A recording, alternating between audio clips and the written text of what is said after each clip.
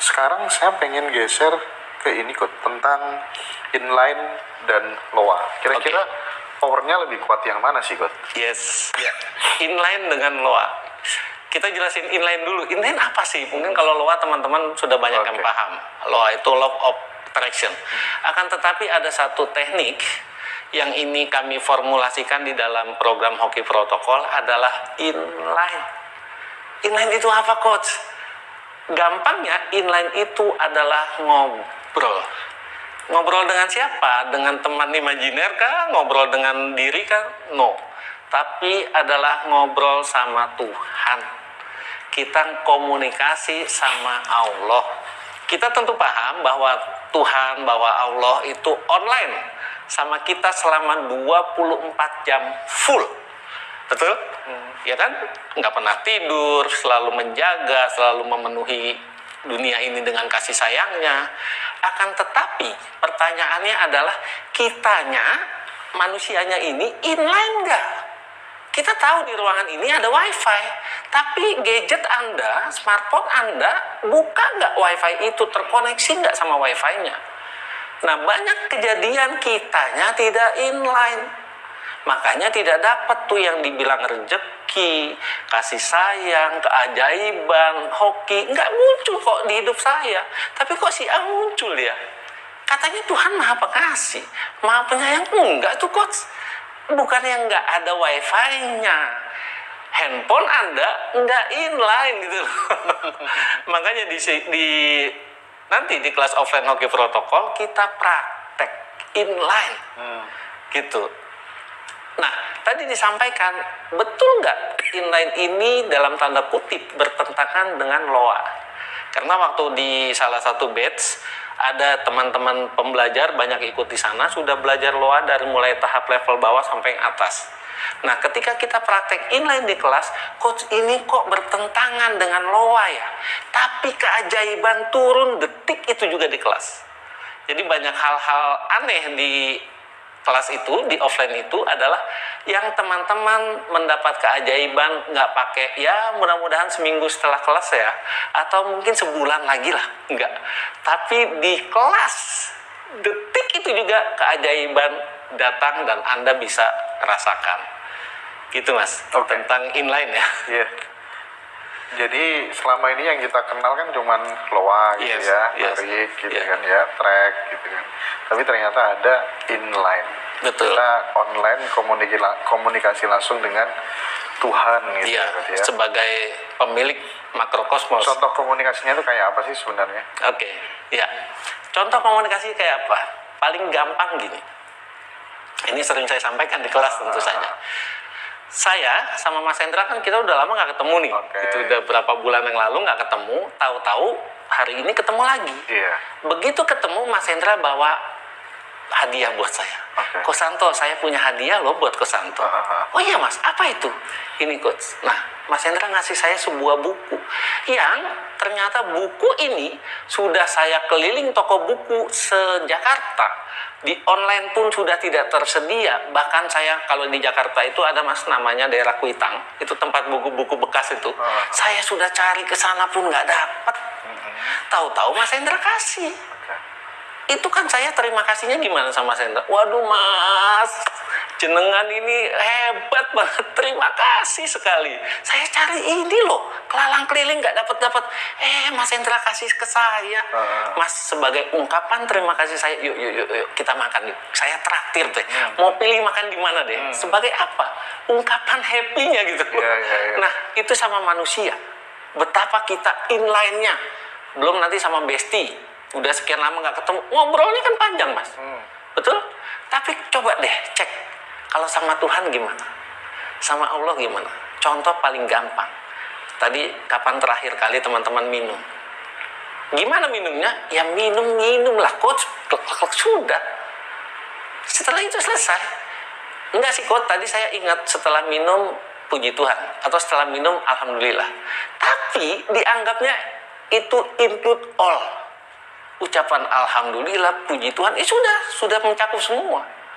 Inline itu adalah kita betul-betul komunikasi selayaknya contoh tadi. Ya Tuhan, ya Allah, terima kasih.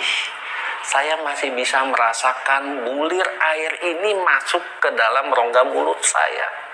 Rasanya sejuk sekali, nikmat banget. Belum ketika nanti air itu masuk mengisi setiap relung tenggorokan saya. Yang kering udah terisi air itu, nikmatnya luar biasa. Terima kasih ya Allah, terima kasih ya Tuhan. Itu contoh inline, Mas. Itu cuma minum loh. Ya. Gitu. Jadi kita betul-betul terkoneksi itu nantinya. Demikian, Mas. Dan powernya berarti lebih kuatan mana? Pasti. Powernya, kalau bicara power, menurut pengalaman saya lebih kuat inline.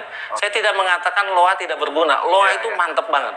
Cuma ini mungkin bisa menjadi jawaban teman-teman yang sudah praktek loa. Tapi gagal. Bukan gagal, Mas. Kalau untuk sekedar mungkin coklat gitu ya, permen, kue gitu, bakso itu dapat coach. Tapi begitu mobil, rumah, apalagi kok nggak dapat ya itu. Oke. Nah, soal afirmasi sendiri, menurut Coach Santo bagaimana? Afirmasi perlu loh. Betul sekali, Mas. Afirmasi itu perlu. Sebagai apa sih? Jadi kalau saya melihat afirmasi ini, itu terkait ya. Terkait apa? Karena saya Muslim. Ketika kita berzikir, itu yang paling baik adalah bukan hanya di dalam hati, tapi terucap. Maksudnya apa? Jadi ada dua upaya di sini. Upaya magis, hati mengikuti, dan ada juga upaya logis dengan kata-kata. Makanya afirmasi diperlukan, sangat diperlukan. Nah, cuma persoalannya yang jadi pertanyaan, kenapa afirmasi sekian lama, sekian ratus kali per hari tidak bermanifestasi, nggak ada hasil. Kenapa? Karena hanya komat kamit, tapi di dalamnya nggak komit. Demikian, Mas. Komat kamit, tapi dalamnya nggak komit. Iya. Tapi kalau soal ini ya, soal manifestasi your dream itu, menurut Coach Santo gitu, rumus yang paling penting, yang itu kemudian juga dialami sendiri dengan relate dengan kehidupannya Coach Santo, itu sebenarnya kuncinya di mana? Iya. Kuncinya adalah kita sadar, Mas. Maksudnya sadar apa, Coach? Maksudnya sadar ini adalah kita bisa membaca pola sukses kita. Nah, ini unik nih. Karena apa? Karena pola sukses setiap manusia itu berbeda loh. Setiap orang itu unik loh. Bisa jadi si A suksesnya itu adalah ketika saya bangun pagi, terus saya jalan-jalan dulu. Kalau di jalanan itu ada orang yang lagi memerlukan sesuatu, saya kasih. Ya perlu uang, saya kasih uang gitu ya. Perlu apapun nanti saya kasih ongkosnya misalkan gitu. Saya bantu, tahu-tahu siangnya saya dapat kejutan. Saya dapat project kah, saya dapat customer kah. Itu kita baca pola suksesnya kita. Setiap orang berbeda. Itu yang pertama. Yang kedua adalah kita yakin itu pasti terjadi. Yakin ya? Yakin pasti terjadi. Tadi contoh kita kaitkan dengan afirmasi. Banyak orang afirmasi, setelah itu mikir, Mas, saya ingin mendapatkan uang 1 miliar. Oke, afirmasinya berjalan lancar, tapi setelah itu mikir, gimana caranya gitu. Gaji sekarang baru cuma 2,5 juta, harus nabung berapa lama? Gitu. Itu nggak boleh. Itu yang menggagalkan afirmasi. Satu, tahu pola apa? Pola sukses ya. Individual. Gitu. Yang kedua, yakin itu pasti akan terjadi. Pasti terjadi. Percaya dulu kan sebelum itu terjadi gitu. Nggak ada penolakan ya. Nggak ada penolakan jadi di dalam. Tapi sebelum dilanjut ini, untuk mengetahui pola sukses ini kan nggak gampang. Betul sekali. Nah, itu gimana tuh? Ya makanya untuk di kelas diajarin nggak itu menemukan pola sukses tuh? Iya, makanya kenapa kok kata Coach Santo pola sukses tiap manusia berbeda? Iya, betul sekali. Untuk menemukan itu kan sulit, Coach. Betul? Makanya kita pandu, Mas. Di kelas itu nanti akan kita pandu bahwa bagaimana sih cara meng-create, cara nanti teman-teman melihat pola suksesnya masing-masing. Dan makanya setiap program Hoki Protokol, baik nanti di kelas maupun yang online, itu teman-teman wajib menyediakan satu buku tulis khusus.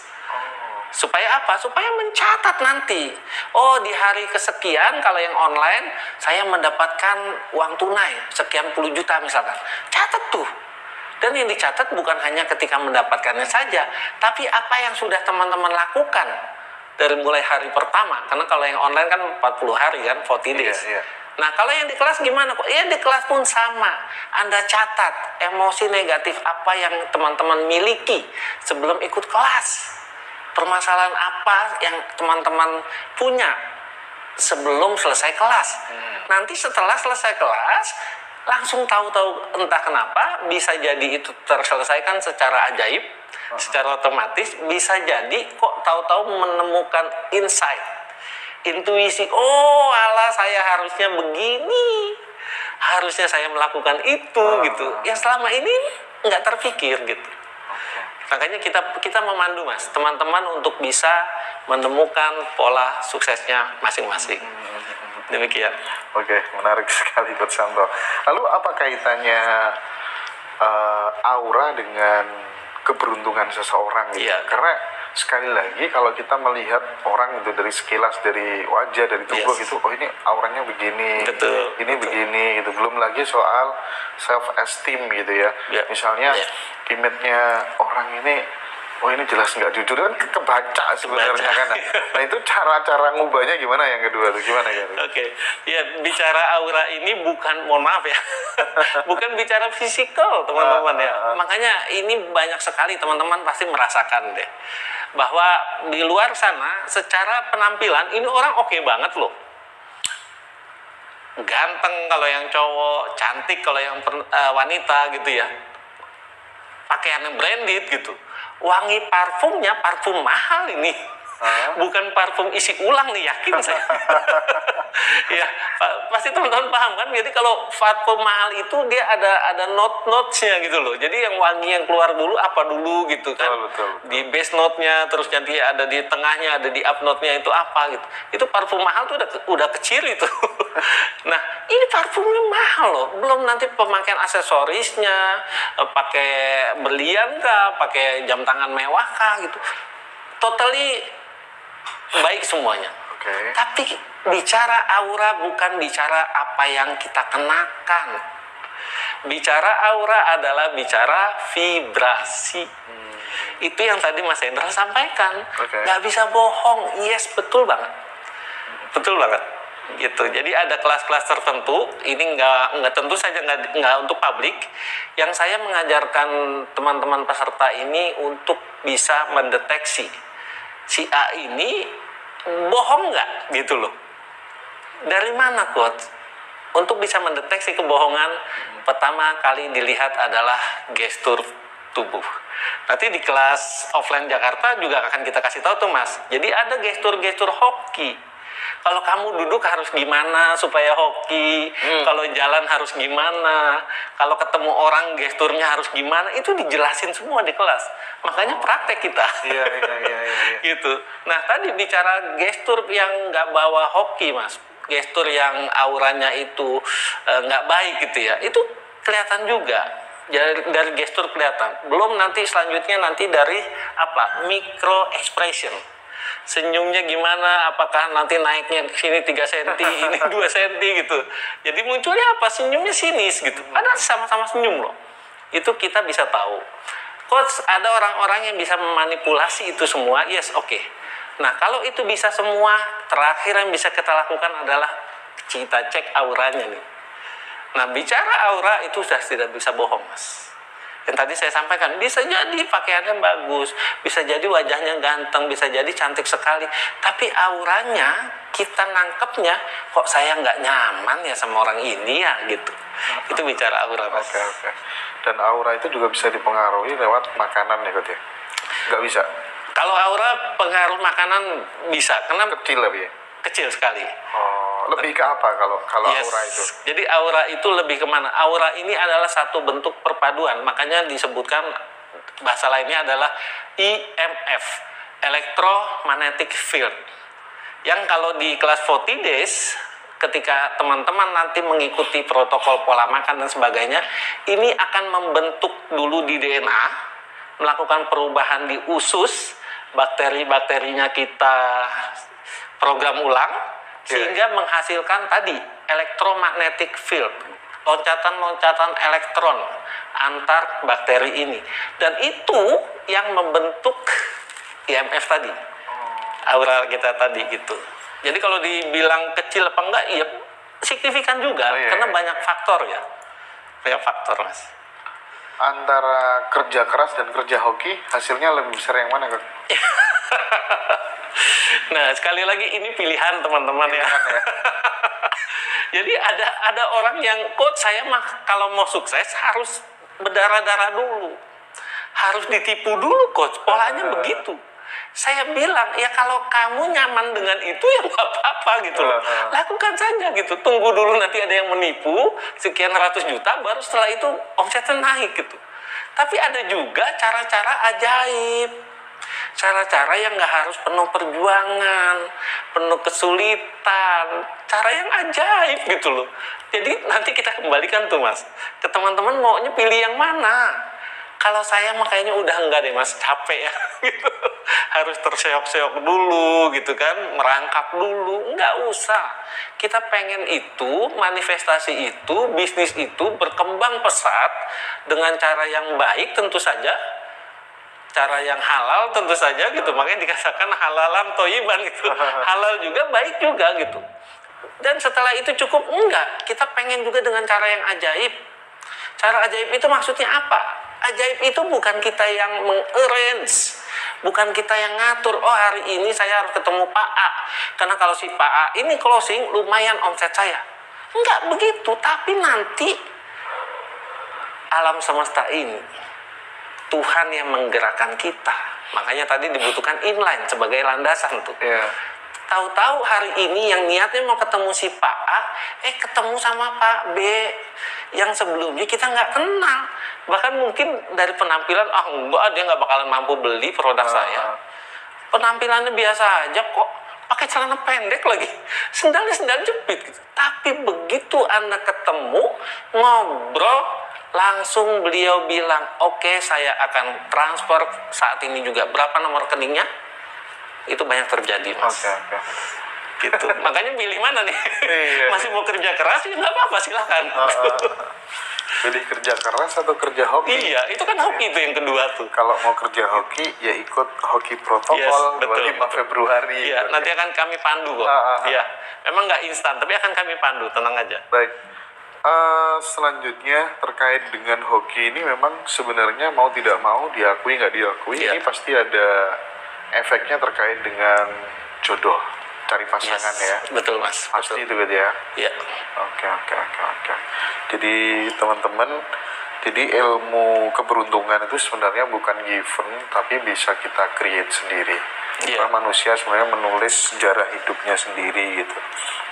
Nah, di kelas nanti akan diajari sama Coach Santo bagaimana cara meng-create hoki tersebut gitu ya.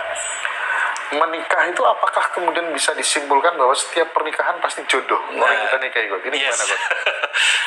Banyak dari kita menyangka ya, oh saya kan sudah nikah Coach, 5 tahun, 10 tahun, berarti beliau ini jodoh saya.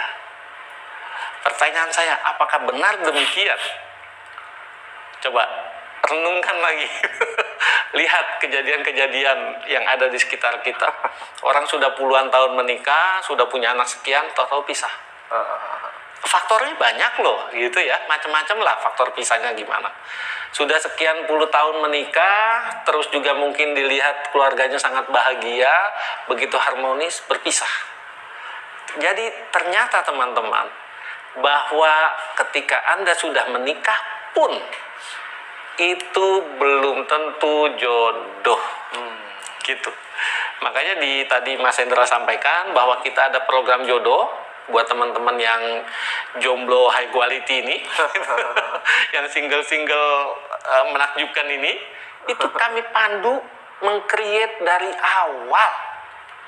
Bagaimana nanti ketika datang sosok jodohnya itu bukan yang, mohon maaf, istilah saya adalah yang asal ada nafasnya deh Coach, apa aja nggak apa-apa deh gitu. Bukan, tapi betul-betul yang kita ingin, yang kita sudah pastikan kriterianya apa, dan yang datang ini sudah pasti jodoh. Bisa banget ketika kita meng-create di awal. Nah, kalau kejadian-kejadian tadi, kan mereka tidak meng-create di awal. Bisa jadi pertemuannya tidak sengaja, merasa klop, merasa sama, atau juga ada juga yang dilatar belakangi dengan senasib. Mohon maaf, mungkin dari kecil sama-sama tidak punya orang tua misalkan. Faktor kesamaan-kesamaan itulah yang membawa mereka memutuskan untuk menikah. Nah, tadi persoalannya jodoh belum tentu gitu. Iya. Itu ya yang teman-teman cara gabungnya seperti apa itu sudah saya tulis, sudah saya sematkan nomor WA-nya. Silahkan dihubungi aja di nomor yang biasanya. Kelasnya ada online, ada offline. Ya, kalau betul. yang di 25 Februari itu offline, teman-teman. Ya. WA saja nanti. Silahkan di scroll lagi ke atas nomor handphone saya. Saya lanjut ke pertanyaan teman-teman yang ikut kelasnya Coach Santo di hoki protokol yang spesialis jodoh kayaknya ini. Nggak tahu nih Mbak Feby ini. Apakah menyalakan dupa untuk tujuan aromaterapi membuat ruang kamar menjadi harum, otomatis pasti mengundang entitas? Gimana, Coach? Oke. Ini menarik pertanyaannya ya. Nah, kita harus paham dulu, entitas itu apa? Entitas itu adalah segala sesuatu yang tidak punya identitas. Makanya nyebutnya entitas, supaya mudah. Apa aja, Coach? Iya, apa aja, bisa kuntil anak kah, bisa pocong kah, bisa apapun yang tidak punya identitas. Kalau manusia kan jelas. Kamu siapa? Santo. Coba lihat KTP-nya. Nah, kalau mereka, kamu siapa? Aku Mbah ini. Tapi kan begitu kita coba, mana buktinya? Ada nggak nick-nya gitu? Nggak ada gitu. Makanya mereka tidak punya identitas.